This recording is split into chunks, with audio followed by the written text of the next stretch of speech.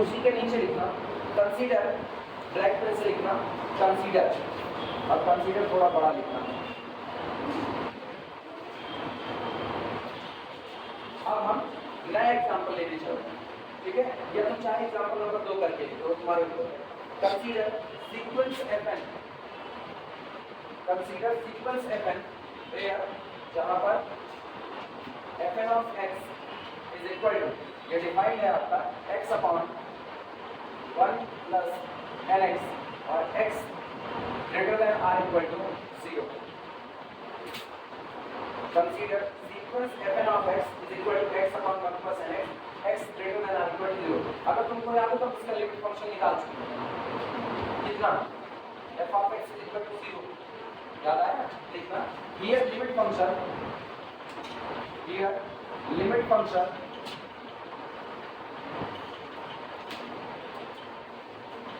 here limit function is f of x is equal to 0 for all x greater than or equal to 0। यहाँ आपका केवल एक limit function होगा f of x is equal to 0।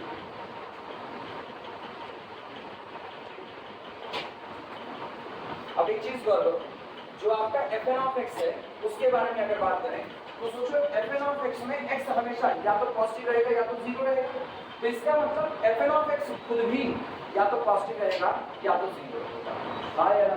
Check कर, fn of x is equal to x upon 1 plus nx, इसमें ये x आपका कैसा है? Non negative, non negative. 1 आपका कैसा है? Non negative. x आपका कैसा हुआ? Non negative. और n बेचारा ये कैसा? n नेचुरल नंबर है, पॉजिटिव इनटू नॉन नेगेटिव कितना बनेगा? बस क्या है? Non negative.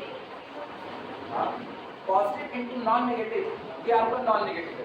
ये याद रखना, positive into positive is equal to positive, ठीक है? नेगेटिव इनटू नेगेटिव, ये सब याद रखो, इज इक्वल टू पॉजिटिव। ये ऐसी बात है ना तुम बिल्कुल अब इस लेवल पर आकर के नहीं पूछ सकते। इस लेवल पर तुम्हारे मुझसे इसके बारे में निकली गई एक बात एक्सेप्ट कर ली जाएगी एज इट इज, जैसे तुम बोल रहे हो, और वो गलत नहीं माना जाएगा अगर गलत बोलोगे। Positive into negative is equal to negative, negative into positive is equal to negative. इतने तक ठीक था। इसके बाद अगर आपने ये कहा positive into non negative is equal to क्या हो जाएगा? नॉन नेगेटिव, वो आपका नॉन नेगेटिव होगा। अगर यही लिखा जाए negative into non negative is equal to negative और non negative, negative into non negative, दोनों आइदर नेगेटिव और नॉन नेगेटिव, या तो वो नेगेटिव रहेगा या तो नॉन नेगेटिव रहेगा। और नॉन नेगेटिव में भी एक ही हो सकता है बस, आइदर नेगेटिव और नॉन नेगेटिव, है ना? ठीक सर, आइदर नेगेटिव और इसके अलावा नहीं, क्योंकि नॉन नेगेटिव की दुनिया में आप दो ही नंबर उठा सकते हो, आइदर जीरो उठाए तो 0 मिला, और या तो पॉजिटिव उठाओगे तो क्या मिलेगा? नेगेटिव मिलेगा। आज बात समझिए, ये दो बातें ऐसी हैं जो आपको लाजमी गलत बोल देगा। ये दो बातें याद रखना हमेशा के लिए। चाहे तो जहाँ कॉपी है इसी के ऊपर जो एक हिस्सा होगा, एक शुरुआत का जहाँ डेट वगैरह डालो, वहाँ पर ये दो बातें जरूरी हैं। पॉजिटिव इनटू नॉन नेगेटिव और negative into non negative, either negative और 0।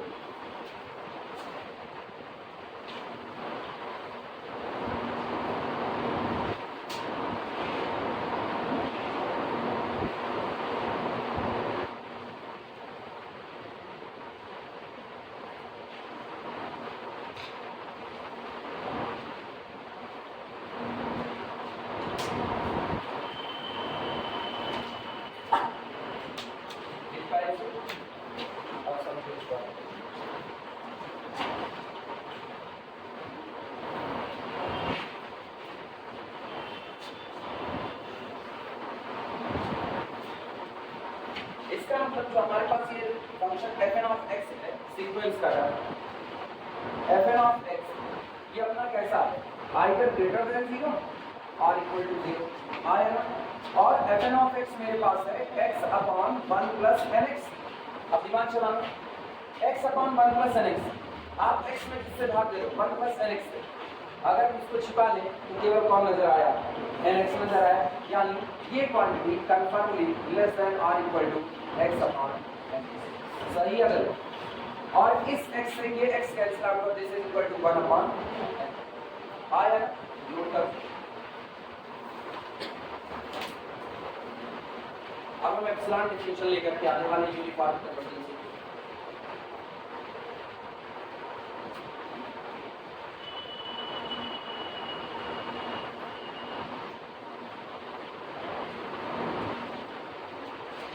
इसलिए for any epsilon greater than 0,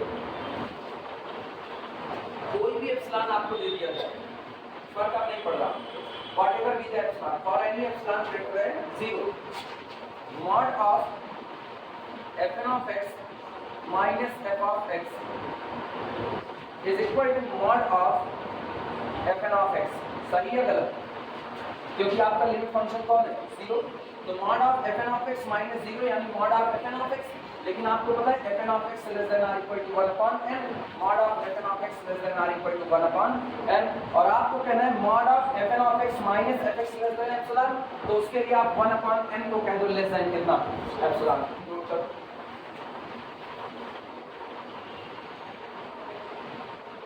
और ये किसके लिए हो रहा है, क्या हमने x के ऊपर कोई रेस्ट्रिक्शंस लगाई, तो इसका मतलब ये हो रहा है for every x belong to the closed interval 0 से लेकर के infinity। ये बात हमेशा for every x belong to the closed interval 0 to infinity। लेकिन बस एक शर्त आपको याद रखनी, बस provided, बस शर्त provided 1 upon n ये लेस देन कितना बना रहे epsilon, provided 1 upon n less than epsilon। अच्छा 1 upon n अगर एप्सिलॉन से छोटा बना रहेगा तो इसका मतलब दैट इज अर्थात n ग्रेटर देन बना रहे किससे, 1 upon epsilon। पोजीशन मिल गई आपको, एप्सिलॉन जो आपको दिया गया है उससे आप 1 upon epsilon निकालो, वो बताएगा किस पोजीशन के बाद ये सिचुएशन बनेगी कि इनके बीच का अंतर दिए गए एप्सिलॉन से भी कम रहेगा। लाइट चेंज करके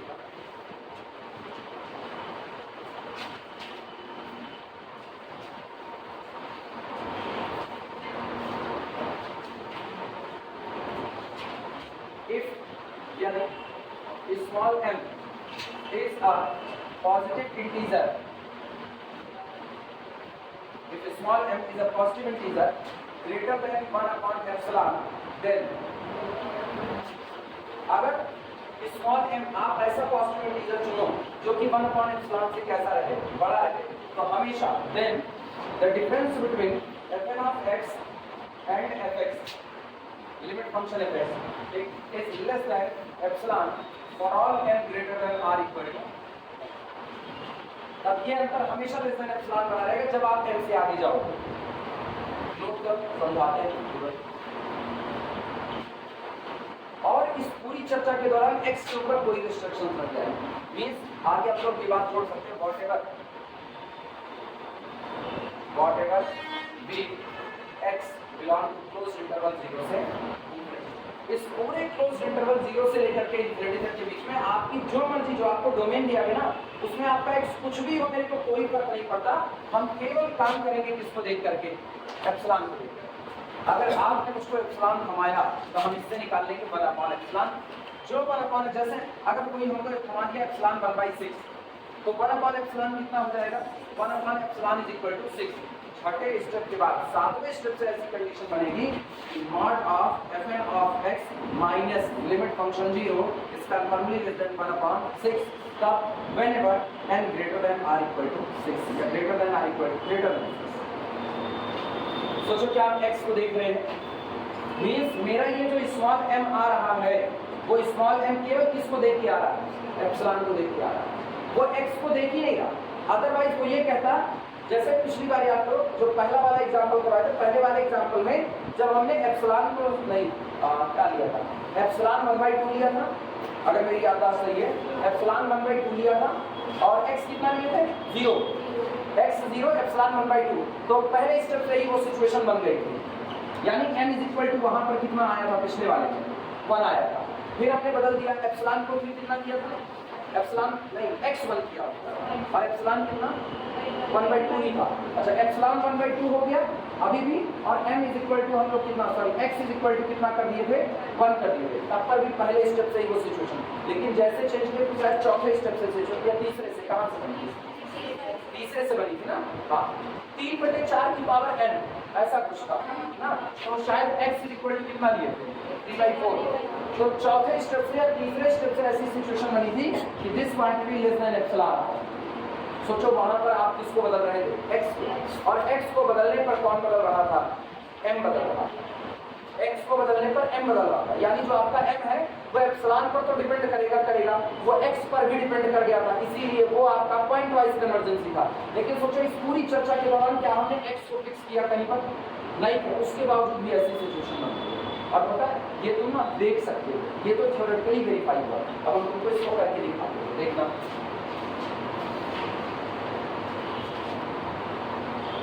ये चैप्टर तुमको समझ में आ जाए खूब अच्छे से ना, इसके लिए तुमको न्यूमेरिकल को तुम्हारा भरोसा जीतना पड़ेगा। न्यूमेरिकल जो हो रहा है वो आपको लगे हाँ यार x पर आप डिपेंड नहीं कर, आप दिमाग दौड़ाना। जैसे मेरा सीक्वेंस बनता है, क्या तो मेरे पास sequence fn of x is equal to sequence कितना था x/1 प्लस n, ठीक है। 0 से इंफिनिटी, पॉजिटिव इंटीजर खेलते हैं, तो x इज इक्वल टू चलो 1 ले लीजिए, x इज इक्वल टू 1, तो ये अपना क्या बनेगा, सीक्वेंस fn ऑफ x अपना बन जाएगा is equal to sequence f1 of x, 1 रखेंगे, अच्छा पहले लिखिए f1 of x, f2 of x, f3 of x up to so, यानी this is equal to sequence x is equal to 1 है, 1/1 plus 1, 1/1 ये 2 हो जाएगा ना, 2 1 के 2, 1/3, 1/4, 1/5, 1/6 up to, ठीक। अब x हमने 1 लिया, चलो एप्सिलॉन चुनते हैं, एप्सिलॉन इज इक्वल टू जितना कहो उतना ले, क्या लें epsilon 1/4, epsilon is equal to 1/4 ले लिए, तो सोचो mod of fn of x minus limit function 0 is equal to mod of fn of x is less than 1/4 when n किससे होगा, सोचो यहाँ रखें 1/4 से कम नहीं हो सकता, लेकिन 1/5 1/4 से कम है, इसका 1 2 3 4 चौथे स्टेप से ये होने लगा है, whenever n greater than or equal to, ये आपका कौन है n, चौथे स्टेप से ये सिचुएशन बनी कब, जब हमने x इज इक्वल टू कितना किया 1 किया, ठीक है। अब चलो x को बदल करके देखो, मान लो हम कर देते हैं x इज इक्वल टू, अब की तुम बोलो कुछ, कितना 3, x इज इक्वल टू 3 करो, जब x इज इक्वल टू 3 करेंगे अब की बात है, पता है जो m हम सेलेक्ट कर रहे हैं ना वो सिर्फ एप्सिलॉन को देख करके बता सकते हैं, केवल एप्सिलॉन को देख करके। एप्सिलॉन अभी भी तुमने कितना लिया 1/4, देखना वो फिर 4 ही आएगा, कोई दूसरा नहीं आएगा 4 ही। अब जैसे एप्सिलॉन बदलो वो बदलना चालू हो जाएगा, x को बदल दिया, मजे की बात ये है हमने x 1 से कितना बढ़ा दिया, 2 बढ़ा दिया, 3 कर दिया। अब जानते हो 1 से 3 तक जाने में आप अपने डोमेन में कई पॉइंट पार कर गए, इनफाइनाइट पॉइंट पार गए, आप अपने डोमेन में इनफाइनाइट पॉइंट कवर कर गए, उसके बावजूद भी ये केवल एप्सिलॉन को देख करके काम करेगा। हम लिख रहे हैं फिर से सीक्वेंस fn ऑफ x मेरे पास बनेगा f1 ऑफ x, ये कितना है हमको 3, दोनों को 3 और 3 1 4, ये हो गया आपका 3/4, इसके बाद फिर 3/3 ले रहे हैं और ये 2 हो गया, 3 दूनी 6 1 7, 3/7 और 3/4, 4 3 7 7 3 10, चेक कर कितना 10 ही होगा ना, अब फिर होगा 3/13 अब टू 16, ठीक 3/4 1/4 से कम नहीं हो सकता, ये हो सकता सोचो, इधर लिख रहे हैं 1/4, इधर लिख रहे हैं 1/4। इसको 3 ले दिया, उसको कुछ नहीं दिया। ऑब्वियस सी बात है ये ग्रेटर है। पहले स्टेप में अभी नहीं पास हुआ। अब इनका हाल सुनना, 3/7 और 1/4 कौन बड़ा कौन छोटा? 3/7 बड़ा। 3/10 1/4 कौन बड़ा कौन छोटा? 3/10 बड़ा ना। 3/13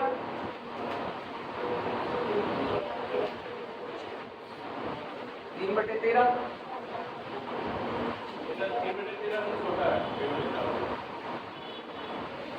13 नहीं 26.2 और 1/4 नहीं 0.2 समथिंग, कुछ और जाना पड़ेगा आपको। 0.23 ये हो गया। और जबकि 1/4 25 पैसे होता है, चवन्नी जिसको हम लोग कहते हैं। ठीक, अब सोचो अभी भी आप किस स्टेप पर रुके? चौथे स्टेप से ये सिचुएशन बन रही है, ये आपका F1 है, ये आपका F2 ऑफ x है, ये F3 है और ये कौन है? F4 of x। और आपको पता है कि हो क्या रहा है कि mod of F4 of x minus 0 less than 1/4। किस स्टेप से? अब पांचवा यहाँ रखोगे ना f ऑफ y, वो भी होगा। छठवा रखोगे वो भी होगा, सातवां रखोगे वो भी होगा। तो अपने को इसको इन जनरल कहते हैं fn of x minus 0 less than 1/4 for all n greater than or equal to 4। अभी भी 4, पिछली बार भी कितना था? 4। तुम्हारी जो मर्जी तुम x को करो, तुम x को 15 कर दो ना, यही आने वाला है, कोई दूसरा नहीं आएगा। तुम x को 25 कर दो, यही आएगा। तुम x को 1 लाख ले जाओ, 1 लाख, उसके बावजूद भी चौथे स्टेप से ये सिचुएशन है। सोचो हम x को कितना बदल दे रहे हैं, उसके बावजूद भी मेरा जो स्टेप है वो अभी भी कहाँ से उठ रहा है? 4 से। अब जैसे ही हम b में से इसको ये किया ना, अब ये कहाँ से उठेगा? अब ये 6 से। तो सोचो m कब बदला? जब आप एप्सिलॉन को बदलो, अदरवाइज वो बदल ही नहीं गा। यानी केवल और केवल m depend only on epsilon, not on the x। और इसीलिए अब इसको क्या कहा जाएगा? ये कन्वर्जेंसी कैसी है? यूनिफॉर्म। मींस m ने ऐसी पोजीशन, m एक ऐसी पोजीशन है जो कह रही है हमको परवाह नहीं x आप कितना दे रहे हो, मेरे को केवल एक बात की परवाह, आप एप्सिलॉन, आप अंतर कितना कम करना चाह रहे हो। वो केवल एक बात पूछा, आप अंतर कितना कम चाह रहे हो। हम कह रहे हैं हम अंतर 1/8 चाहते हैं, तो करेक्ट, ठीक है 1/8 चाहते हो। हम एप्सिलॉन को देख करके इसमें जैसे हम चाहते हैं 1/8 से अंतर कम हो जाए, तो ये कहेगा 8वें स्टेप से ये काम होना चालू हो जाएगा। x को नहीं देखा, x के बारे में पूछा ही नहीं। x इस घर का मेंबर है, x आपके डोमेन का हिस्सा है और डोमेन का हिस्सा आपका सीक्वेंस तय कर रहा है, कोई और नहीं तय कर रहा। आप डोमेन का x निकाल करके दे रहे हो तो आपको पूरा सीक्वेंस लगा हुआ मिल रहा है। अगर आप x बदल दोगे आपका सीक्वेंस बदल जाएगा। डोमेन का पॉइंट बदलते ही सीक्वेंस चेंज हो गया, लेकिन उसके बावजूद भी हालात ये बन रहे हैं कि m इतने होने के बावजूद भी कह रहा है भले तुम अकेले पूरे सीक्वेंस को बदलने का दमखम रखते हो, लेकिन आज भी हम तुमको नहीं देखेंगे। देखेंगे तो केवल किसको देखेंगे? एप्सिलॉन को। घर में आपकी लाख चलती हो, लेकिन उसके बावजूद भी घर का एक मेंबर ऐसा खड़ा हो गया जो कह रहा है मेरे को तुमसे मतलब ही नहीं है। तुम कुछ भी हो अपने घर में, कोई फर्क नहीं पड़ता है। हम केवल एक आदमी का कहा मानेंगे, बड़े पिताजी का कहा मानेंगे, और किसी का कहा नहीं मानेंगे। तो वो केवल एप्सिलॉन का कहा मान रहा है और किसी का नहीं। यही हाल m के साथ हो रहा है। m सिर्फ और सिर्फ किसको देख करके बदलेगा? एप्सिलॉन। अगर एप्सिलॉन का मूड चेंज हुआ, एप्सिलॉन में आपने क्या किया? एप्सिलॉन कौन? एप्सिलॉन वो हिस्सा है जिसको आप करो, वो दूरी है कि आप टर्म के बीच की डिस्टेंस, उससे भी कौन सी टर्म? जनरल टर्म और लिमिट फंक्शन, इनके बीच का अंतर आप कम से कम करना चाहते हो। आप जितना अपने लिमिट फंक्शन के नजदीक जाना चाहते हो, वो स्टेप आपको कौन बता रहा है? एप्सिलॉन बता रहा है। एप्सिलॉन को आप 1/10 दे रहे हो, तो वो कह रहा है 10वें स्टेप से आप जितना चाहो उतना अपने लिमिट फंक्शन के नजदीक जाओगे और आप दोनों का अंतर 1/10 से कम होना चालू हो जाएगा। अगर आप एप्सिलॉन को 1/200 कह दोगे तो सोचो पीछे कई लोगों को छोड़ा, 199 लोगों को छोड़ा। अब अगर 200वें स्टेप से ये कहानी होगी, आप पहले सीक्वेंस में चलते चलते 200वें स्टेप पर खड़े होगे, तो 200वें स्टेप और आपके लिमिट फंक्शन के बीच का जो अंतर होगा वो 1/200 से भी कम होगा। और ये सारी कहानी केवल डिपेंड कर रही है किस पर? एप्सिलॉन।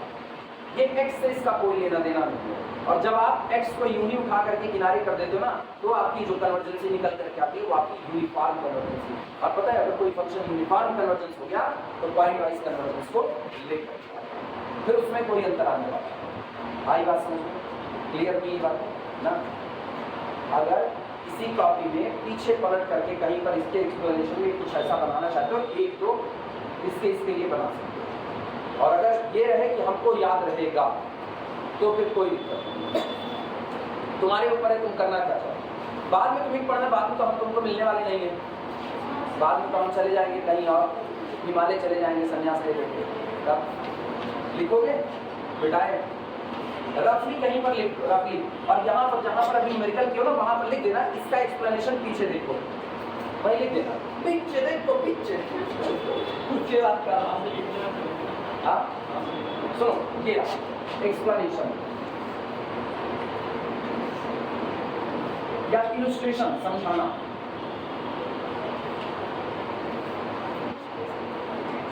इलस्ट्रेशन समझाना। Sequence fn of x is equal to this.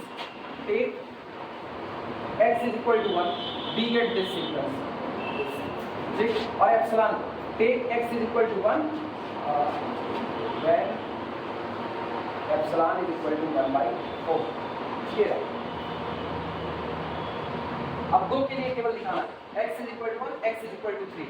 अब दोनों के लिए तुम्हारे पास यही सिचुएशन बनेगी, और इसको ऐसे घेरा मार देना कि तुमको पता चलेगा चौथे स्टेप से ही बार बार कहानी बन रही है, उसके पहले नहीं। लास्ट में हम लोग लिख देंगे कि दो चुने गए x पर सेम m मिल रहा है, कुछ भी x हो जाए m आपको 4 मिलेगा, एप्सिलॉन बदलते ही आपका ये बदल जाने वाला है।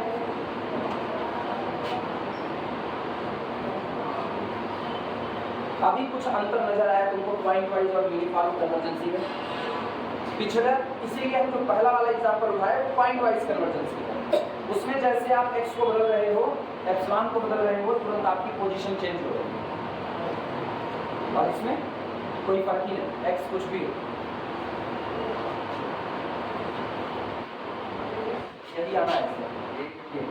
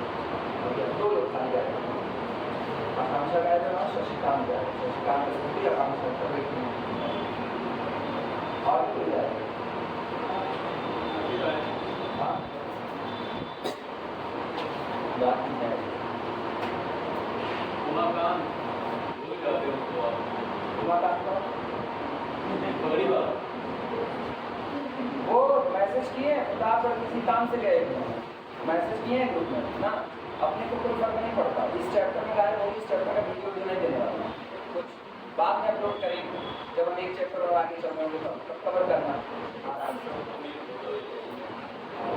दे, हम देंगे, ये नहीं करेंगे वीडियो नहीं देंगे, दे देंगे लेकिन अभी नहीं देंगे, तो देंगे हम ये चैप्टर खत्म होने के बाद, तब तक मेरे लैपटॉप में सेव होता रहेगा।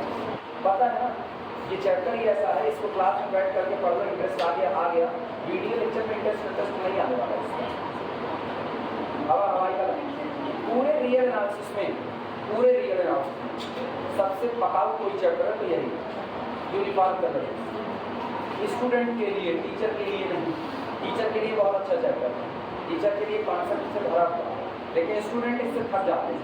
हम लोग जब स्टूडेंट से थक जाते हैं यूनिफॉर्म कन्वर्जेंस से ना, तुम लोग भी स्टूडेंट हो थक जाओगे यूनिफॉर्म कन्वर्जेंस से, लेकिन तब पर भी मान करके चलो अपने टाइम में जैसे पढ़े तो तुमको उससे कहीं ज़्यादा समझा करके बता रहे। मेरे टाइम में ऐसे सीधे लिख दिया जाता था यूनिफॉर्म कन्वर्जेंस होगा, क्योंकि कहीं एक्स की चर्चा नहीं हुई, तुमको निकाल करके भी दिखा रहे, तुमको सारा अंतर नहीं बता रहे, एग्जाम्पल ग्राफ सब कुछ दिखा रहे। हम लोगों के टाइम में तुमको नोट्स अपनी दिखा देना, अपने टाइम में यूनिफॉर्म कन्वर्जेंसी की नोट्स जानते पूरा यूनिफॉर्म कन्वर्जेंसी केवल और केवल 7 पन्ने में खत्म हो गया है बस। हम लोग जब पढ़े थे तब 7 पन्ने में यूसी खत्म हो गया, इससे ज़्यादा नहीं गया। 7 पन्ना होता क्या है, जो लोग अपना कितना हुआ अभी तक केवल इंट्रो में, इंट्रो लेकर के साथ हो गया। अब ये अंतर है दोनों के साथ।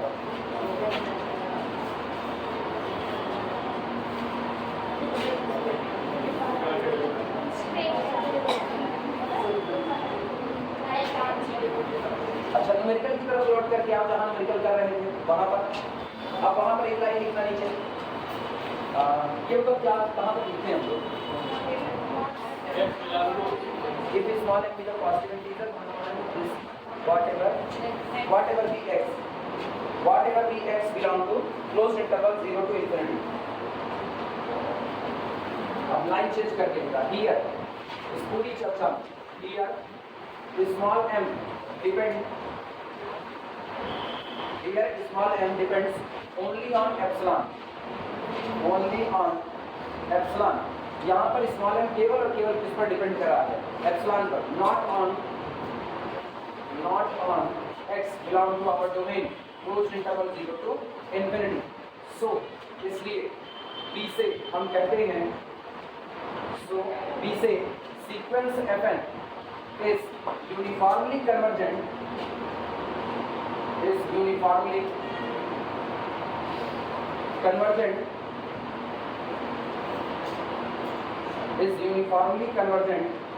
to f on closed interval 0 to infinity.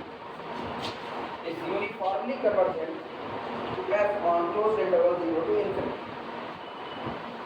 एक और इसमें ख्याल करने की है, जो आपका यूनिफॉर्म कन्वर्जेंसी की बात होती है, यूनिफॉर्म कन्वर्जेंसी की प्रॉपर्टी किसी पर्टिकुलर पॉइंट की प्रॉपर्टी नहीं कि आप एक पॉइंट दे दो और कहो इस पॉइंट पर आप यूनिफॉर्म कन्वर्जेंट हो, नहीं, पॉइंट पर कंटिन्यूटी देखी जाती है, पॉइंट पर आपका सीक्वेंस कहाँ कन्वर्ज कर रहा है, पर्टिकुलर पॉइंट पर आप कंटिन्यूटी चेक करते हो। लेकिन जब आप यूनिफॉर्म कन्वर्जेंसी की बात करते हो तो यूनिफॉर्म कन्वर्जेंसी सिंगल एक पॉइंट की प्रॉपर्टी ना होकर के पूरे डोमेन पर फैली होती है, और डोमेन भी या तो आपका इंटरवल होता है और या तो आपका एक ऐसा सेट होता है जो कि इनफाइनाइट सेट होता है। आप वहां पर यूनिफॉर्म कन्वर्जेंसी की बात कर रहे हो। सोचो यूनिफॉर्म कन्वर्जेंसी कौन? डोमेन में x को बदला जा रहा है, अगर सिंगल एक ही x दे दें उसको तो आप बदल ही नहीं रहे हो, तो फिर किस बात का आप यूसी निकाल रहे हो? यूनिफॉर्म कन्वर्जेंसी आप कब देख रहे हो? जब आप एक एप्सिलॉन सेट कर रहे हो, एक x को सेट कर रहे हो और आप कह रहे हो अगर हमने x को बदल दिया, एप्सिलॉन को बदल दिया और m बदल गया, यानी मेरा m दो लोगों पर डिपेंड कर गया, ये m की डिपेंडेंसी x पर भी हो जाए और m की डिपेंडेंसी एप्सिलॉन पर हो जाए, इन दोनों में से एक भी चेंज होगा तो m चेंज हो जाए। तो सोचो आप किसको बदलो, x, अगर हम तुमको इसको फिक्स करके दे दें कि x p ही होगा और कुछ ना दे तुमको, तो क्या यूसी चेक करोगे? तो यूनिफॉर्म कन्वर्जेंसी का जो बिहेवियर होता है या यूनिफॉर्म कन्वर्जेंसी की जो प्रॉपर्टी होती है वो सिंगल पॉइंट प्रॉपर्टी नहीं होती है, वो एक डोमेन बेस्ड प्रॉपर्टी होती है। और डोमेन आपका इंटरवल हो सकता है या डोमेन आपका एक ऐसा सेट होता है जो कि एक इनफाइनाइट सेट होता है। तो आप जो भी काम कर रहे हो किसमें कर रहे हो? एक डोमेन में। इसीलिए यूनिफॉर्म कन्वर्जेंसी की प्रॉपर्टी पॉइंट बेस्ड ना होकर के डोमेन बेस्ड प्रॉपर्टी होती है, और एक ऐसा डोमेन जो इनफाइनाइट पॉइंट को कवर कर रहा है। आई बात समझ लीजिए, इसी को नोट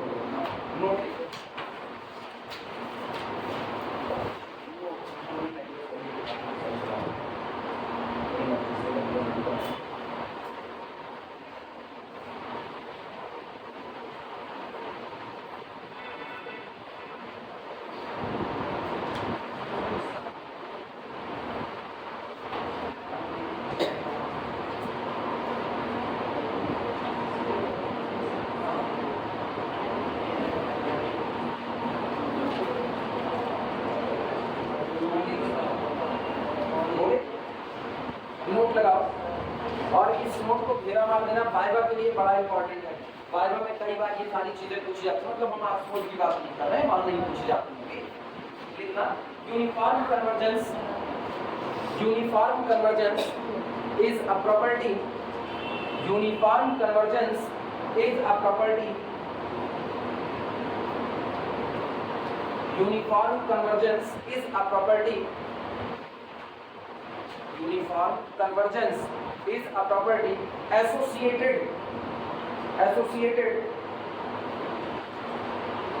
with an interval, और इंटरवल क्या क्या ऐसे ब्रैकेट बनाता है, लिखना एसोसिएटेड विद एन इंटरवल और ऐसे ब्रैकेट बना देना, यहाँ इंटरवल लिखो ब्रैकेट बना देना, ठीक, ब्रैकेट के अंदर में लिखना और an infinite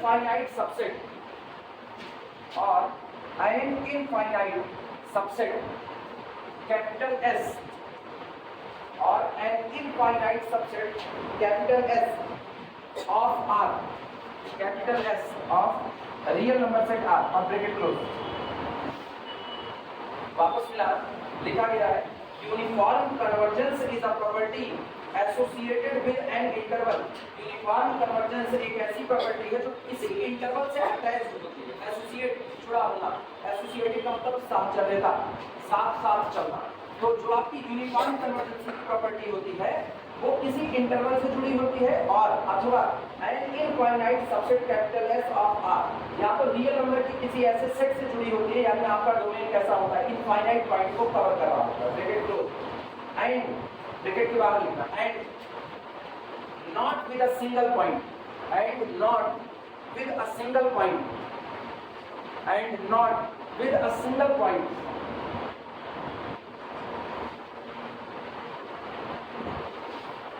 इसका मतलब अगर आपसे कोई सिंगल पॉइंट पर यूनिफॉर्म कन्वर्जेंसी की बात करने को कहे तो आप कहना मजाक की बात करो ना, सीरियसली बात करो। यूसी सिंगल पॉइंट के ऊपर नहीं होता है, यूसी डोमेन बेस्ड प्रॉपर्टी होती है। आज बात समझो, जैसे नेबरहुड की बात करें तो नेबरहुड डोमेन बेस्ड होता है। नेबरहुड आपका कैसा होता है, वो आपके डोमेन के इनफाइनाइट पॉइंट को कवर करे। जो आपका एरिया दिया गया है आपके सेट के इनफाइनाइट पॉइंट को कवर करेगा, तब आप जाकर के नेबरहुड की बात कर पाओगे। और नेबरहुड, अगर आप नेबरहुड की बात करो ना, तो जिस वक्त आप कहते हो कि फला सेट फला पॉइंट का नेबरहुड बन रहा है, आप एक बात की गारंटी देते हो कि फला सेट जो नेबरहुड बनना चाहता है वो अनकाउंटेबल हो चुका होगा, क्योंकि uncountability is the necessary part for becomes neighbourhood. Neighbourhood बनने के लिए वो आपका कैसा पार्ट बन चुका है, वो आपकी नेसेसरी कंडीशन है। बिना अनकाउंटेबल हुए नेबरहुड बन नहीं सकते, लेकिन अनकाउंटेबल हो और नेबरहुड बन जाओ ये गारंटी नहीं। इसीलिए उसको हम लोग किस कैटेगरी में रखें, नेसेसरी पार्ट पर।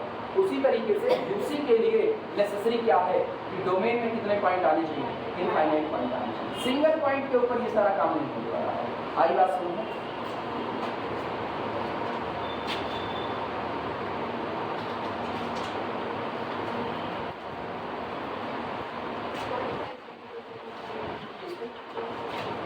पॉइंट वाइज हाँ हाँ, डोमेन में इनफाइनाइट पॉइंट रहेंगे तभी हम लोग यूसी की बात ही कर पाएंगे। वो पॉइंट पूरा डोमेन में फाइनाइट पॉइंट दिया है, उतने पर जो काम होता है। 4 पॉइंट दे दिया गया, 4 पॉइंट पे बारी बारी चेक कर रहे हैं, वो पॉइंट वाइज कन्वर्जेंसी है। इसीलिए कहते हैं ना यूनिफॉर्म कन्वर्जेंसी है तो पॉइंट वाइज इम्प्लाइज कर लिया, लेकिन पॉइंट वाइज है तो यूनिफॉर्म को इम्प्लाइज करे, इसकी कोई गारंटी नहीं, सब शर्तें लग जाएगा ना। ऐसा भी हो सकता है कि आपका जो डोमेन है ना, पर्टिकुलर केवल 2 पॉइंट दे दिए, दोनों पॉइंट पर कन्वर्जेंट आ गया, दोनों पर कन्वर्जेंट आ गया, तो ये तो आप इनफाइनाइट सेट की डिमांड करता है यूसी, तो ये पॉइंट वाइज कन्वर्जेंट तो हो जाएगा, लेकिन यूसी की तरफ नहीं जा सकता है, क्योंकि हमने पॉइंट ही कितने केवल 2 पॉइंट, और आपको जरूरत कितने की यूसी के लिए इनफाइनाइट पॉइंट की जरूरत है।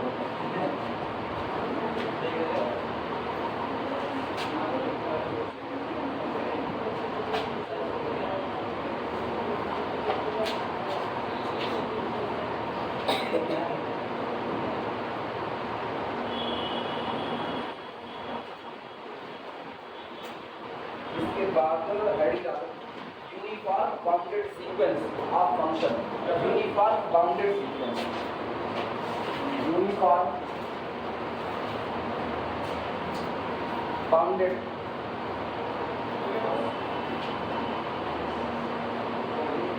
Uniform bounded sequence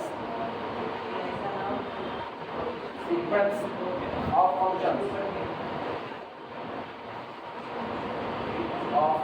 functions uniform bounded sequence of function.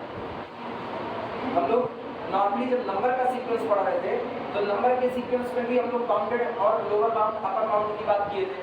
यहाँ भी जब आपका फंक्शन का सीक्वेंस होगा तो आप उसके लिए भी उसी सेंस में बात कर रहे हो, uniformly bounded sequence of function. आप कब कहोगे कि आपका फंक्शन का सीक्वेंस दिया गया है वो यूनिफॉर्मली बाउंडेड हो गया है। लिखना डेफिनेशन इसमें, sequence fn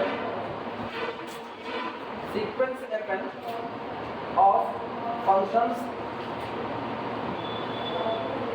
sequence fn of functions defined on I, defined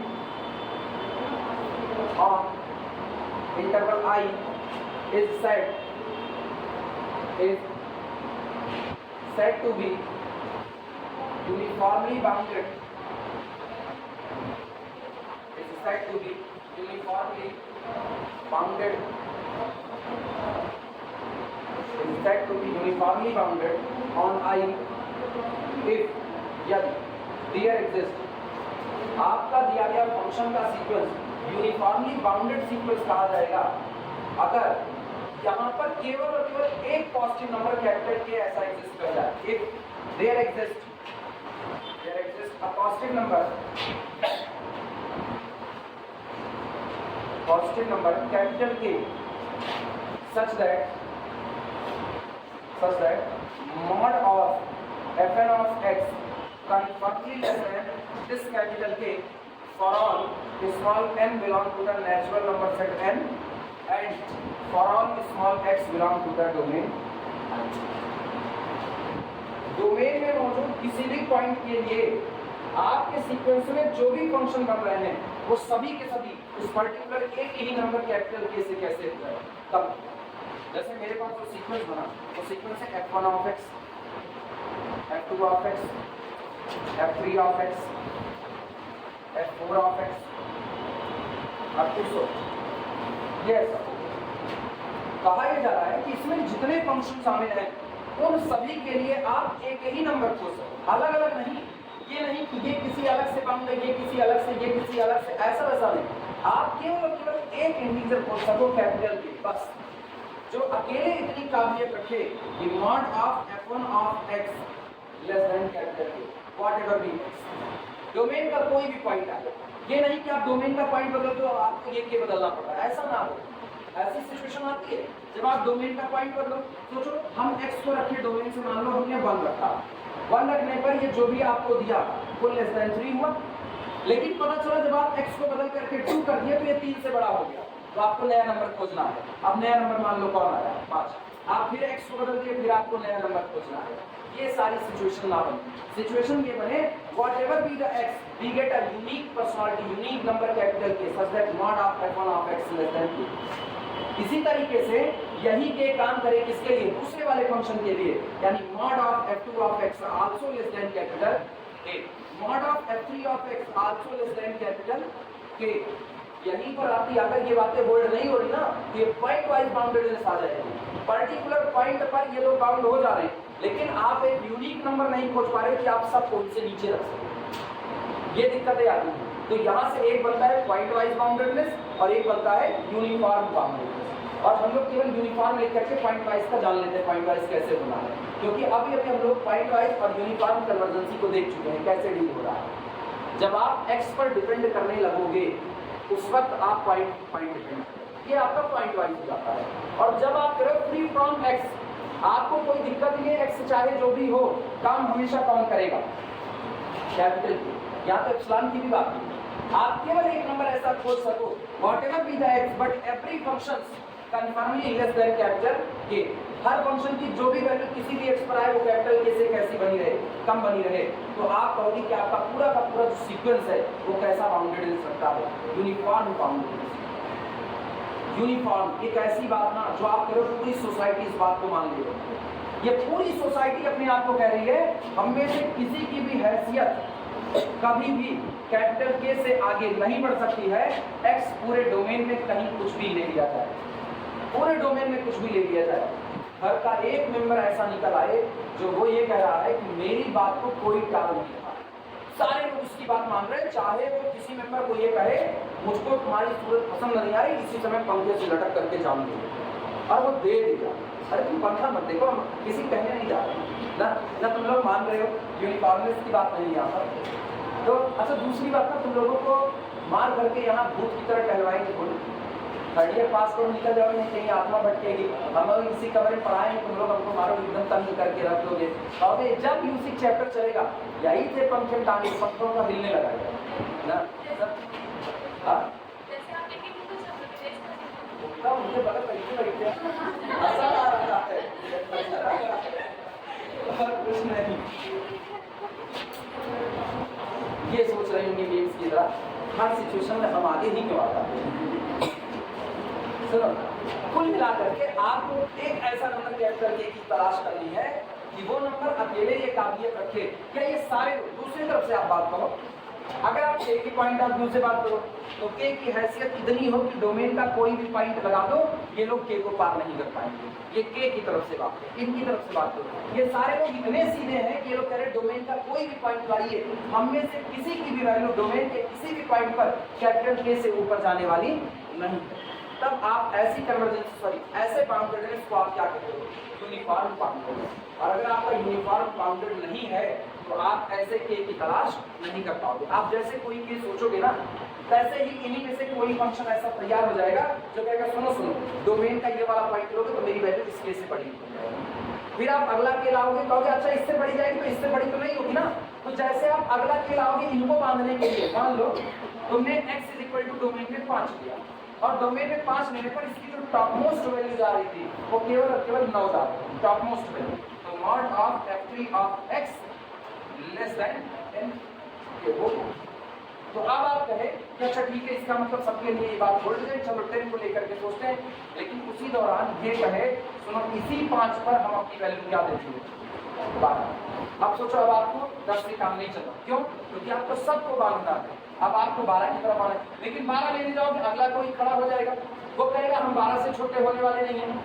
यानी डोमेन के अलग अलग पॉइंट पर ये लोग ऐसा बिहेव दिखा रहे हैं कि आप डोमेन के एक पॉइंट को बदल के एक को बांधने की कोशिश करो तो दूसरा पार हो जाता है, एक को बांधने की कोशिश में अगला पार हो जा रहा है। ये पॉइंट वाइज बाउंडेड है, आप पॉइंट टू पॉइंट बात कर रहे हैं।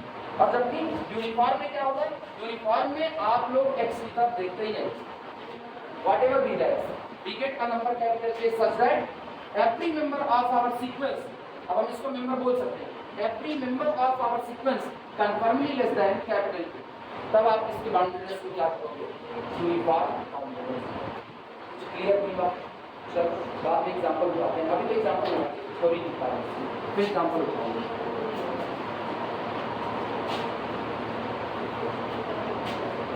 बाद में ना हम भूलेंगे कि तभी हमको याद दिला देना ना, हम एक एग्जांपल ऐसा करवा देंगे जिसमें एक तरफ पॉइंट वाइज एक तरफ यूनिफॉर्म, दो बाउंडेड्स आपको दिखाएं साइड बाय साइड, जैसे अभी दिखाए कन्वर्जेंसी में पॉइंट वाइज और यूनिफॉर्म।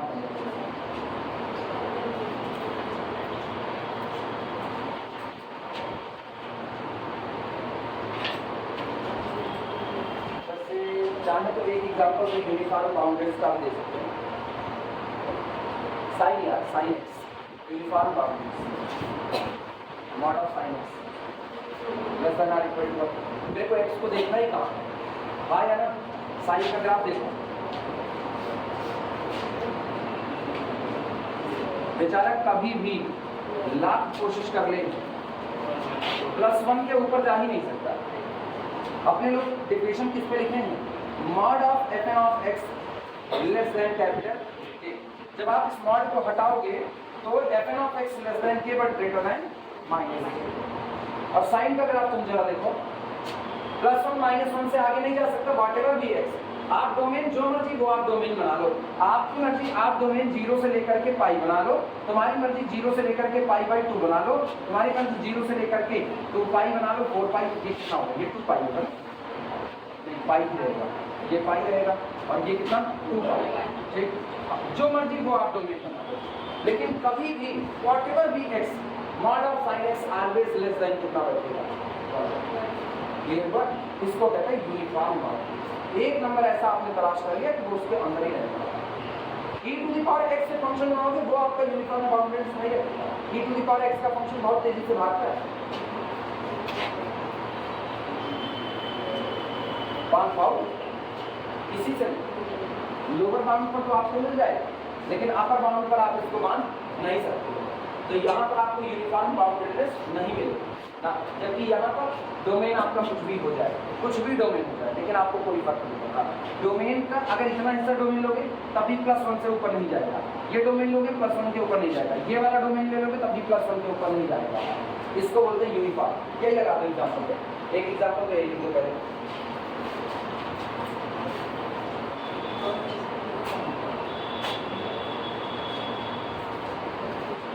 बोले लिखना एग्जाम्पल के किसका यूनिफाइड है, किसका इसका sign x take fn of x is equal to sin x. Take fn of x is equal to एक मिनट sin x रख करो sin nx अगर fn of x केवल sin x लेते हैं दिमाग दौड़ाना अगर हम केवल ये बनेगा ये भी फंक्शन का सीक्वेंस यूनिफॉर्म कोऑर्डिनेट से होगा इसमें एक दिक्कत ये होगी ना कांस्टेंट सारी f1 of x f2 of x f3 of x up to so on तो आपका पहला भी क्या होगा sin x दूसरा भी क्या होगा sin x तीसरा भी आपका क्या होगा sin x सब आपके sin x तो ये ना थोड़ा सा अनफेयर लगता है कि आप बदल तो नहीं रहे हो आप वही रख करके बच जा रहे हो तो इसको ना sin nx कर दो अब पहला होगा sin x दूसरा क्या होगा sin x तीसरा क्या होगा 3x 4x 5x अलग अलग होने की नहीं सबका पीरियड अलग अलग है पीरियड सेम नहीं ये sin x है ये sin 2x है बहुत जल्दी अपने आप को रिपीट करेगा ये अपने आप को और तेजी से रिपीट करेगा जानते इसका ग्राफ ना एक जगह पर झुंड बना करके वो काम होगा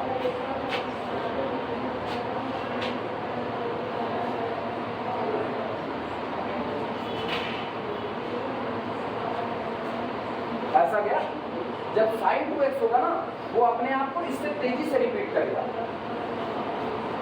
sin x के ग्राफ में ये 2 पाई के बाद रिपीट होगा जबकि ये सोचो एंगल आप क्या करते हैं 2 गुना अब और तेजी से रिपीट होना चालू होगा तो ये यहीं से उठेगा उठेगा तो यहीं से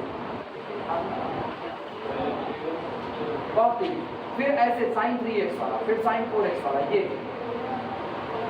अपने आप यहीं पर एक जगह पर ना एकदम झुंड बना लेंगे जहां आपको एकदम ऐसे क्या कहें उसको एक काली पट्टी के जैसा नजर आएगा आपको क्योंकि ये इधर भी तो हो रहा है ऐसा तो आपको यहीं पर एक मोटी से एक काली पट्टी टाइप की ऐसे नजर आने लगेगी इस तरीके का खैर आज उतना डीपली इस पर नहीं जाएंगे क्योंकि अभी एक दिन तुम लोग को आपको पीरियड बता कि पीरियड आप कैसे निकालते हैं जब अलग अलग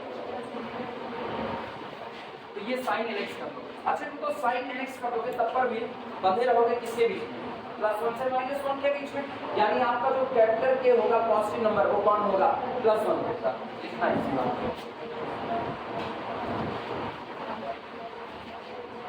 then mod of fn of x is equal to mod of sin nx and this is less than or equal to capital for all small x और can be कुछ भी हो n से भी कोई मतलब for all small x belong to R and for all small n belong to natural number set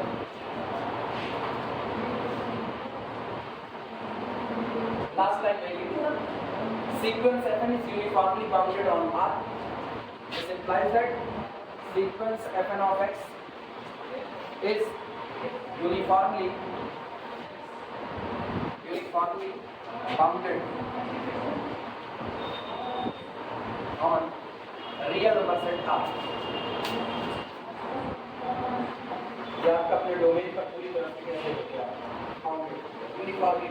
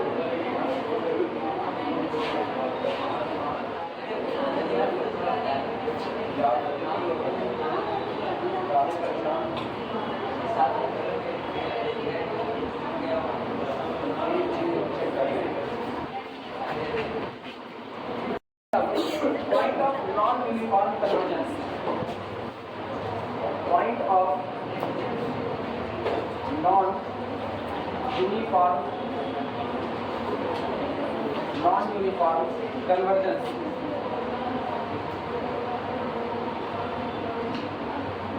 point of non uniform convergence वो point जिस पर आपको यूनिफॉर्म कन्वर्जेंसी नहीं मिली। Point of non uniform convergence, सोचो हो क्या रहा है। अपने को ये पता है एक डोमेन अपने को दे दिया गया है, x belong to domain I, और I पर मेरा फंक्शन यूनिफॉर्म कन्वर्जेंट नहीं हुआ।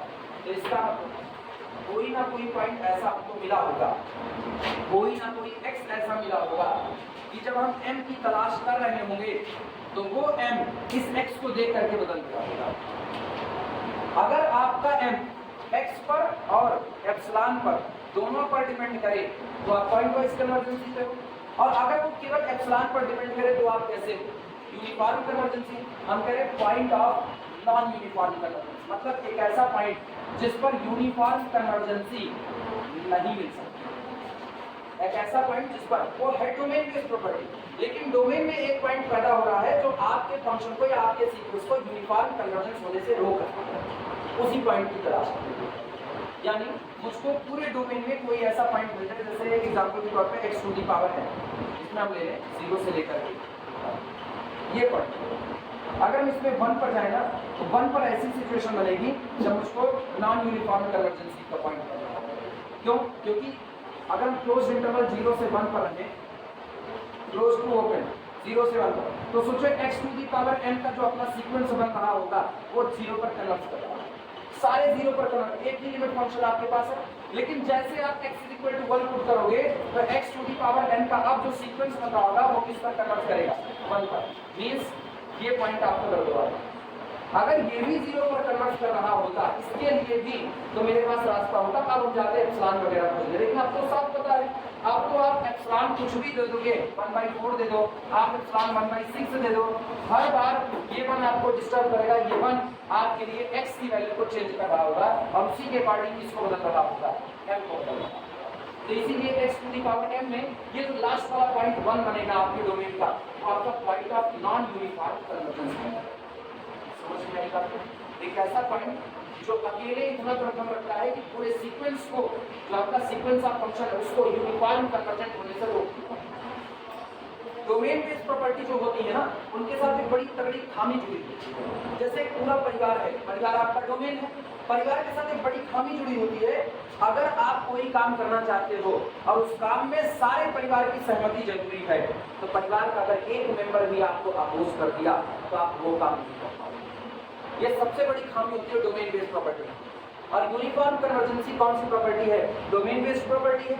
अगर ये डोमेन बेस्ड है तो सोचो हम क्या करें, हम करें व्हाटएवर बी द एक्स, आपके डोमेन में एक्स कुछ भी हो जाए, लेकिन मेरा स्मॉल m यानी मेरे सीक्वेंस में चला गया जो स्टेप है वो केवल किस पर डिपेंड करेगा? एप्सिलॉन पर डिपेंड करेगा, व्हाटएवर बी द एक्स। लेकिन अब क्या हो रहा है? अब आपके ही डोमेन में एक एक्स ऐसा खड़ा हो रहा है जो कह रहा है सारे सहमत हो सकते हैं लेकिन हम नहीं, हम m को अपने ऊपर डिपेंड करवाएंगे ही करवाएंगे।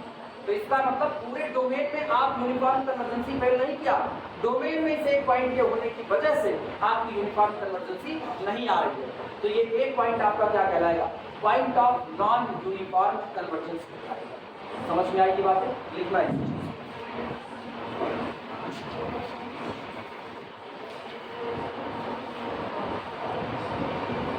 किसी के परिवार में 6 भाई बहन हैं, 6 भाई और 16 होते हैं ना। क्रिकेट टीम तक तैयार होती है, 2 क्रिकेट टीम तैयार हो जाती है, 16 होते हैं। अब सोचो मान लो इस 16 में कोई एक आया निकल करके वो कह रहा है मेरे को बीटेक करना, वो बीटेक क्या ना, हर कोई बीटेक करता है। इसमें से कोई एक निकल करके आया, वो कह रहा है कि मेरे को क्या करना है, कोई ऐसा प्रोफेशन ये है भाई कोई ऐसा प्रोफेशन बोलो ना जिसमें परिवार अपोज करता है। MBA चाहे परिवार आजकल उसके लिए अपोज नहीं करेगा, कारपेंटरी नहीं अपोज करेगा, बड़े तगड़े कोर्स होते हैं, इंटीरियर डिजाइनर बन जाएगा, बड़े तगड़े परिवार अपोज नहीं करेगा। कोई ऐसा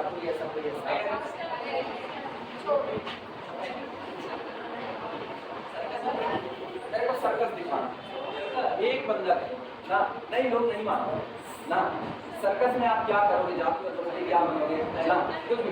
तो एक आदमी के मेरे को सर्कस करना है, ठीक है। अब सारा परिवार सहमत हो गया, सारे सहमत हो गए जितने थे, लेकिन इसी भाई बहन में कोई एक खड़ा हो गया, केवल एक, पूरा परिवार सहमत है। ये आपका कन्वर्जेंसी का पॉइंट है, कन्वर्जेंसी का आप लोग यहीं पर आकर के कन्वर्स करना है, सारे लोग यही सहमत है भैया ये सर्कस करना चाहते हैं, ये पूरे मोहल्ले में आजकल बचपन से लेकर सर्कस ही दिखाए, तो सर्कस करते हैं, सारे सहमत हो गए। लेकिन एक बंदा खाली खड़ा हो गया, एक बंदा, रात सर्कस में क्या करेंगे, नाचेंगे, गाएंगे, टांग तोड़ेंगे, क्या करेंगे, वो एक अपोज कर दिया, कहा अगर ये सर्कस में जाएंगे ना परिवार टिड़ी बुड़ी कर देंगे, ये अपोज कर मीटिंग वाला जिसको नौकरी नहीं मिली वो सर्कस करेगा, ऐसा ना बताओ, इसके अपोजिशन होने लगा। अब सोचो कई बंदे अपोज कर रहे हैं, केवल एक, केवल कोई एक है जो अपोज कर रहा है, और इसके अपोज करने हुआ ये था कि इनसे कहा गया आपको सर्कस में काम करने की छूट दी जाएगी, लेकिन शर्त ये है एक स्टाम्प पेपर पर सबका सिग्नेचर लेकर के आओ, सबका।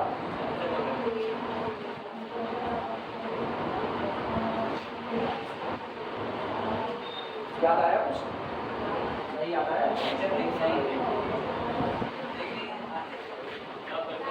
याद आया? क्या कहे थे? हाँ मैं साइन करूंगा, लेकिन पहले उसका साइन लेकर के आओ जिसने मेरे हाथ पे लिखा मेरा बाप चुनो। पहले वो डायलॉग मारे, मतलब यूनिफॉर्म कन्वर्जेंसी होने जा रही थी, शशि कपूर इनको गिरफ्तार करने आ गए थे, भाई तुम सरेंडर कर दो, भाई तुम गिरफ्तार हो जाओ, सजा हम कम करवा देंगे, भाई तैयार हो गए, पूरे डोमेन में ये बात फैल गई, अमिताभ बच्चन अपनी गिरफ्तारी देने जा रहे हैं। लेकिन फिर एक शर्त लगा दी, पहले उसका साइन ले लिया जो हाथ में लिखा मेरा बाप चुनो, पहले उसका साइन ला, ये एक पॉइंट जो था ना ये शशि कपूर को चुप करा देता है, इसके बाद फिर और कोई चर्चा का पॉइंट ही नहीं बचता है। इसका मतलब एक भी पॉइंट अगर आपको मिल गया, वो पॉइंट आपको क्या कर रहा है, वो कन्वर्ट होने से रोक रहा है, और अगर एक पॉइंट भी आपको रोक रहा है तो यही पॉइंट जिम्मेदार है आपकी यूनिफॉर्म कन्वर्जेंसी के ना होने के लिए, इसीलिए इसको कहा जाता है पॉइंट ऑफ नॉन यूनिफॉर्म कन्वर्जेंसी, इसीलिए इस पॉइंट को कहा जाता है। आई बात समझ में? अगर ऐसे कई पॉइंट मिल गए तो आपके पास कई point of non uniform convergence है। आपको डोमेन में 3-4 लोग खड़े हो गए, वो तीनों 4 लोग कहे हमको मतलब डोमेन के, सोचो डोमेन में इनफाइनाइट मेंबर हैं, इनफाइनाइट मेंबर में 6 मेंबर आपके खड़े हो गए, 6 मेंबर ऐसा करें कि हम लोगों को बदलोगे तो हम लोगों को बदलने से भी एम बदलेगा, x के बदलने से 6x के बदलने से भी m बदलेगा, तो ये 6 लोग आपके क्या कहलाएंगे, point of non uniform convergence कहलाएंगे। इनमें से कोई भी आपका जिम्मेदारी लेगा कि हम आपके सीक्वेंस को पूरी तरह से यूनिफॉर्मली कन्वर्ट करने नहीं देंगे, इसीलिए इनको कहा जाता है point of non uniform convergence. तो जब यूनिफॉर्मली कन्वर्जेंसी होती है तो सबकी सहमति से होती है, और अगर नहीं होती है तो किसी एक के भी अपोज कर देने से नहीं होती। क्लियर है ये बातें? लिखना इसी चीज को। Let sequence fn, let sequence fn be a sequence of functions,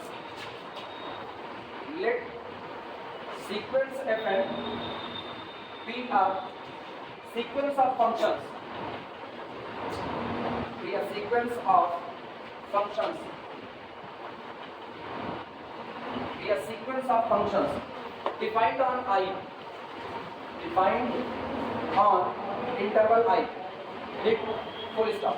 A point small x, a point small x belong to our domain I is said to be, कहा जाता है, is said to be point of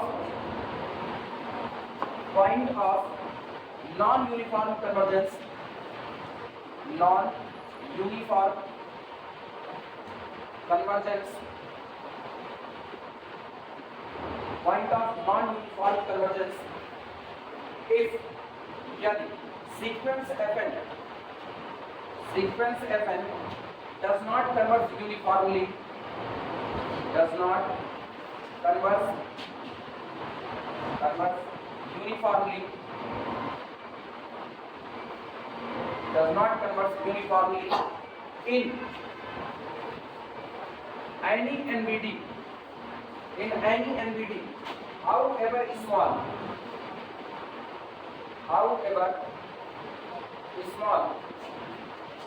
of x, बहुत general equation है, बहुत general, समझाने का जो criteria होता है ना वो एक पर्टिकुलर होता है, और इस तरीके की बातें ना बहुत जनरल पे लिखी जाती है।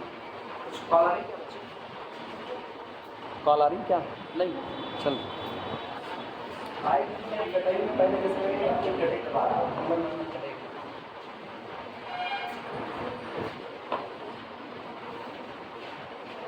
यूनिफॉर्म कन्वर्जेंसी चूंकि डोमेन बेस्ड क्राइटेरिया होता है और इनफाइनाइट पॉइंट को लेकर के चलता है, इसलिए डिफिनेशन सोचो कैसे लिखी है, जो समझाएंगे ना उसी के अकॉर्डिंग ये डिफिनेशन पर पूरी बनी हुई है।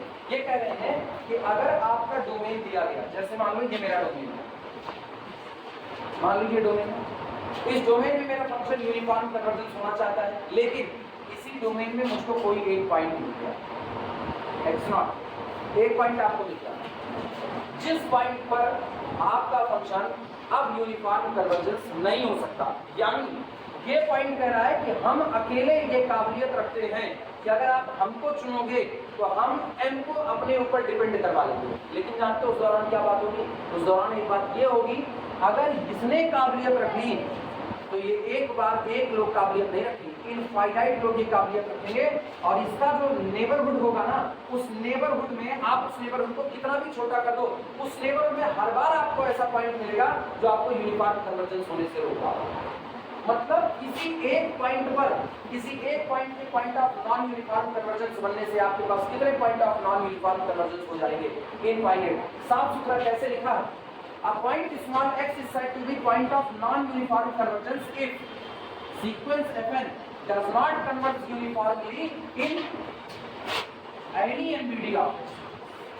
आप x का कोई भी नेबरहुड बना लो, लेकिन उस नेबरहुड में आपका ये दिया गया सीक्वेंस कन्वर्ज करने वाला, यूनिफॉर्मली कन्वर्ज करने वाला नहीं है, तो जो कोई भी नेबरहुड बना लो, कितना भी नजदीक बना लो, लेकिन आपको इसके अंदर में ऐसे पॉइंट मिल रहे हैं, रियलिटी में ना वो सेंटर खुद ही ये काम कर रहा है, कोई और नहीं कर रहा, सेंटर खुद ये काम कर रहा है। अगर हम यहाँ पर कह रहे हैं कि x0, अब सोचो मैं इसका नेबरहुड बनाया, तो सेंटर तो मेरा x0 है, इस नेबरहुड में क्या मेरा फंक्शन यूनिफॉर्मली कन्वर्जेंट हो पाएगा? क्यों? क्योंकि डोमेन में कौन बैठा? x0। और अगर डोमेन में अभी ये जो छोटा वाला डोमेन बना है इसमें x0 बैठा, तो x0 तुरंत कहेगा, हम अगल बगल वाले सारे लोग सहमति दे सकते हैं, हम कुछ नहीं दे सकते, आप और छोटा कर दो। लेकिन अपर की सेंटर में कौन है? x0, वहां भी वो यूनिफॉर्मली कन्वर्ज नहीं होगा। इस पर आ जाओ, यहाँ भी नहीं होगा, यानी कि अगर आपका फंक्शन यूनिफॉर्मली कन्वर्जेंट नहीं हो रहा है तो दो बातें हो सकती हैं। पहली बात, या तो वो इनफाइनाइट पॉइंट पर यूनिफॉर्मली कन्वर्ज नहीं हो रहा होगा, और या तो किसी एक पॉइंट पर यूनिफॉर्मली कन्वर्ज नहीं हो रहा होगा। दोनों बातें हो सकती हैं, लेकिन दोनों ही बात एक ही बात से निकल करके आती है, इस पॉइंट के इर्द गिर्द आप कोई भी छोटे से छोटा नेबरहुड बना लो, उसमें आपका फंक्शन यूनिफॉर्मली कन्वर्ज नहीं हो सकता। क्यों? सेंटर पर ही तो आपका बैठा हुआ है जिसमें सारा खेल बिगाड़ा हुआ है, तो जब तक आप उसको रिमूव नहीं करोगे तब तक आप उस डोमेन में उसको यूनिफॉर्म कन्वर्जेंट नहीं कर सकते। डोमेन में सड़क पड़ेगा, पूरे के पूरे डोमेन में सिर्फ फंक्शन, जैसे एक पॉइंट यहाँ पर मिल जाए x1 और एक पॉइंट यहाँ पर मिल जाए, ये दोनों अपने आप को कह दिया हम दोनों point of non uniform convergence है।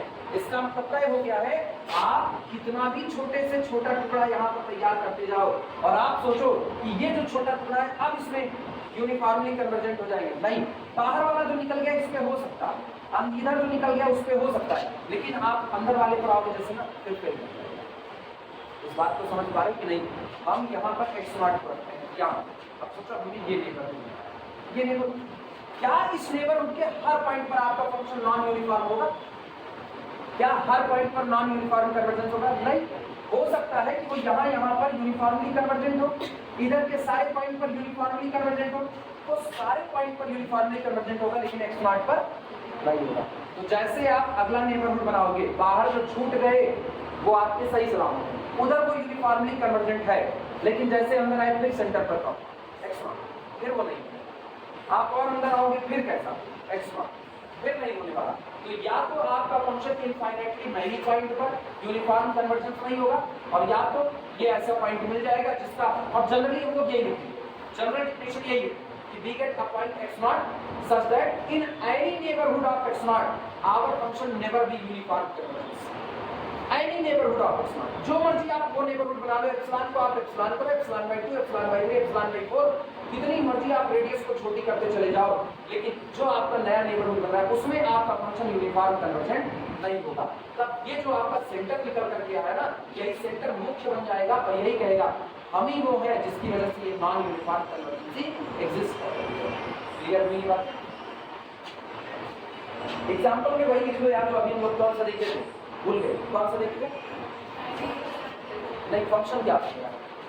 x की पावर n ना, वो वाला एग्जांपल लगाओ।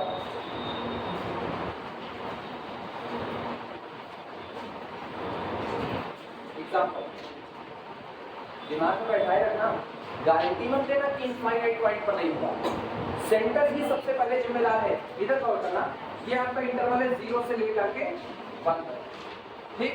यहाँ यूनिफॉर्म कन्वर्जेंसी देगा, सब जगह देगा।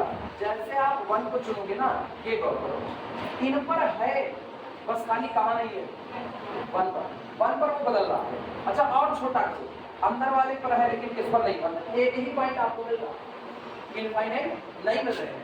ऐसा भी हो सकता है कि जब आप ये इंटरवल बनाओ, यहाँ भी बहुत सारे पॉइंट रहे, इनमें भी हो सकता था।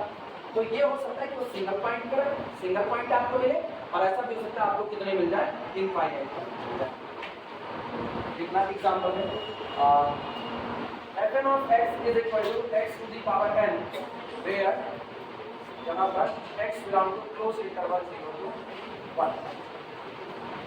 fn of x is equal to x to the power n, जहाँ पर x belong to closed interval 0 to 1। ठीक, here यहाँ पर here 1 is point of non-uniform convergence। 1 is point of non-uniform convergence, यही 1 होगा जो आपको कैसी कन्वर्जेंसी दे रहा होगा, सॉरी, जो आपको नॉन यूनिफॉर्म कन्वर्जेंट दे रहा होगा, मतलब आपको यूनिफॉर्मली कन्वर्जेंट नहीं होने दे रहा है। हर एक ही पॉइंट आपको मिला है, लेकिन हाँ 1 का कोई भी नेबरहुड नॉन सेंटर में कौन बैठा है, सेंटर वाला ही बिगाड़ रहा है। परिवार का मेन मुखिया परिवार को बिगाड़ने पर आ जाए, परिवार बचेगा कभी नहीं। मेन मुखिया बिगाड़ रहा है, जो कमा रहे वही बिगाड़ रहा है। अगर हम अपने परिवार में मान लो मेन मुखिया हैं, जो कि है नहीं, लेकिन फिर विद्यालय को बहलाने को क्या अच्छा लगा, मान लो हम मेन मुखिया अपने परिवार के, हम कमा रहे हैं, हम कमाए और हनी सिंह के फैन 4 बोतल गोल्ड का काम दिया रोज का, घर पे जाके लौट कर पी लिए। अब हम अपना घर बिगाड़ रहे हैं क्योंकि हम पी करके जा रहे हैं, उधर लौट रहे हैं, अंतर की नहीं आया। तो अब ऐसी सिचुएशन में कहानी ये हो रही है कि हम जो कमा रहे हैं वो परिवार में लगाने की बजाय, उसकी बढ़ोतरी की बजाय हम सब पीने में डुबा। अब हम अपने कभी भी अपने परिवार को यूनिफॉर्मली कन्वर्ट होने नहीं दे सकते, क्योंकि हम सेंटर, और मेरा परिवार कभी यूनिफॉर्मली कन्वर्ट हो सकता है जब वो सेंटर को डिलीट करो। डिलीट करने का मतलब मेरे परिवार में कोई एक मेंबर ऐसा खड़ा हो जो गड़ासा लेके मेरे कपड़ी बगस रहा है, कहे ना रहेंगे ना पिएंगे, दोनों बात नहीं होगी, वो कोई और कमाने के लिए खड़ा हो जाएगा, वो सही सलामत होगा। सिचुएशन यही पर ऐसा, आप 1 को डिलीट कर दो, जो बचेगा उसमें आप बच सकते हो, लेकिन जब तक 1 रहेगा तब तक नहीं। फंक्शन नहीं बदलना, फंक्शन हर परिवार थोड़े बदल देंगे। हम अपने घर में पी रहे हैं तो कल को हम कहेंगे अब हम दूसरे के घर के मेंबर हो गए तो हम पिएंगे, उसको बनाएंगे, वो भी हम नॉन यूनिफॉर्मली कन्वर्ट कर देंगे। हाँ, शराबियों के ठेके में ही हम हो जाएंगे सब ना, सारे एक जैसे। तो यहाँ कंडीशन ये है, ये एग्जांपल से ना सोचना पीते बहुत सीधे हैं इस मामले में ना।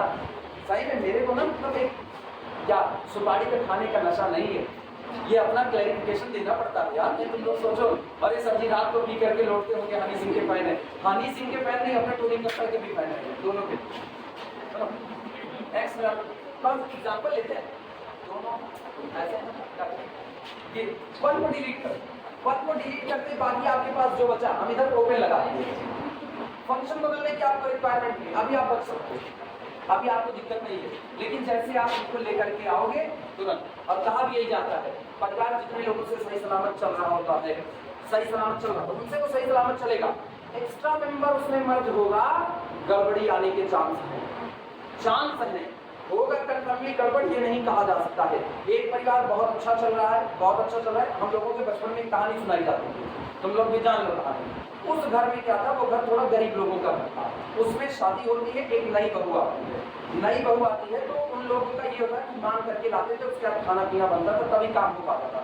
वो क्या करती थी, वो इतनी अच्छी थी कि वो डेली जब खाना बनने के लिए होता था उसमें से थोड़ा सा चावल निकाल करके अलग रखती थी, थोड़ा सा अलग एक डिब्बे में रख देती थी। अब कोई इस बात को जान नहीं पाता था, थोड़ा ही निकलता था। एक वक्त ऐसा है जिस दिन उनको कुछ नहीं मिला खाना पीना बनाने के लिए, तो ये आज खाना कैसे बनेगा, तो वो जो अलग निकाल करके रखती थी उसको लेकर के आई गोपी वक्त ना, तो उसको लेकर के आई। अब उसके बाद कहीं हम इतना इसी दिन के लिए अलग करके रखते थे। आज परिवार आपका यूनिफॉर्मली कन्वर्जेंट है, ये है। और एक ऐसे भी होते हैं जो एंट्री करते ही वो कहते हैं सास ससुर को जब ले, दोनों कैटेगरी। या सास भी ऐसी होती है, लुआठा लेकर के खड़ी होती है ना, बहुत फूक देंगी, दहेज दे नहीं नहीं, ये भी होता है, दोनों कैटेगरी है। तो ये होता है, मर्जिंग हो रही है, दो तरफ से मेंबर आ जा रही है, यूनिफॉर्म कन्वर्जेंसी है।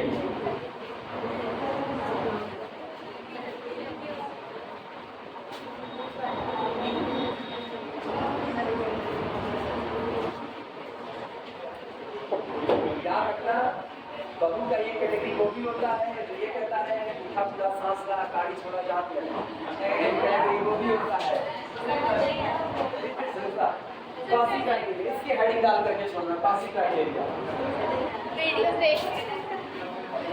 पासी ये CA जो है, मेरी हैंडराइटिंग ऐसी है, सब उलट लगता है, अलग रखी है ये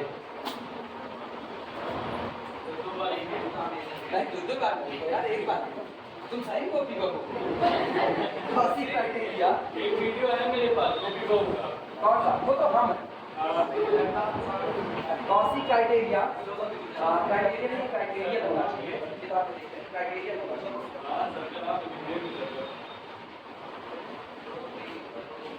मेरे को याद है क्राइटेरिया नहीं, क्राइटेरिया नहीं, अपने लोग बोलते हो हाँ क्राइटेरिया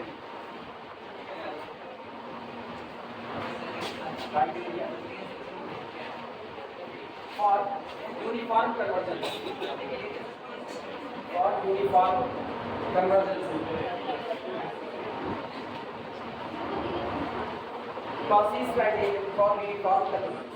ठीक, कुछ अंतर नहीं आएगा। क्लासिक का क्राइटेरिया सीक्वेंस में पढ़े हो ना, एक इधर जान लो, क्लासिक का क्राइटेरिया सीक्वेंस में पढ़े हो ना, क्या पढ़ेंगे आपने ये पढ़ा है कि अगर आपका सीक्वेंस कन्वर्जेंट है, और ध्यान दीजिए, अगर आपका सीक्वेंस कन्वर्जेंट है तो एक वक्त के बाद आपके सीक्वेंस में चलते चलते सिचुएशन ये आ जाएगी, ये मेरा सीक्वेंस है, मान लो यहाँ फैलाता है, एक वक्त के बाद आपकी कंडीशन ये हो जाएगी कि आप अपने सीक्वेंस में कितना भी आगे चले जाओगे, the difference between Fn plus P and Fn is less than कितना एप्सिलॉन। सोचो हम n से कितना आगे चले गए, p स्टेप और आगे चले गए, यहाँ पर आपके पास कौन आया Fn, और आप p स्टेप और आगे चले गए Fn plus P, लेकिन उसके बाद भी इन दोनों के बीच का अंतर कम से भी कम, दी गई क्वांटिटी से भी कम, एप्सिलॉन से भी कम। यही होता है क्लासिक क्राइटेरिया वहाँ भी, और यही होता है क्लासिक क्राइटेरिया यहाँ। बस चूंकि ये फंक्शन का है इसलिए कहने के तरीके थोड़े से बदल जाते हैं, इसको हम लोग करते हैं। ठीक है, कल कितने बजे मुलाकात करोगे? कल 9 बजे। अरे तुम लोग विपिन की क्लास में आते हो, मेरे में 9 बजे।